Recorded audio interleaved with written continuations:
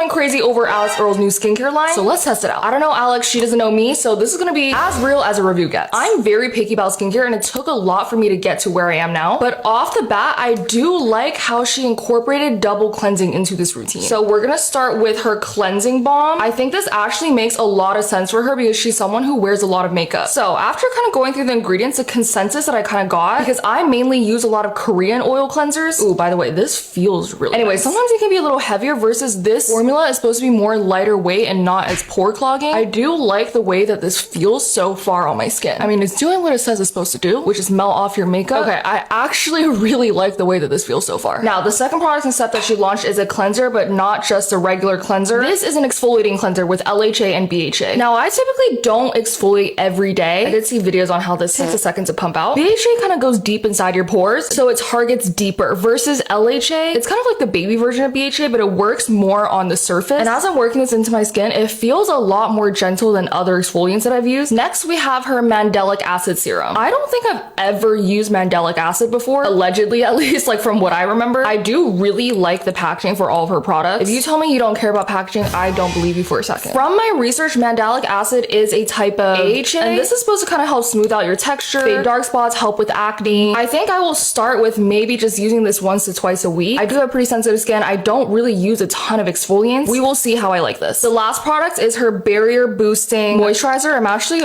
really excited to try this. I did see videos on how it takes a second for the product to come out. From the ingredients, I think that this is a moisturizer that I will like. It has a lot of ceramides, which is really good for your skin barrier, and it also has centella, which helps with redness and irritation. I think the consistency feels pretty good. It doesn't feel too thick. I feel like my skin is absorbing it pretty well, and my skin feels pretty hydrated and glowy. I typically don't really do first impressions because you kind of can never really tell with skincare. Like, you have to use it for a while to really know if it actually works. What I can tell you is that my skin does feel nice right now, but I'll keep you guys updated. And always remember, skincare is very subjective. What works for her might not work for me. What works for me might not work for you. You just gotta test it out. But let me know your thoughts and if you would try her products out.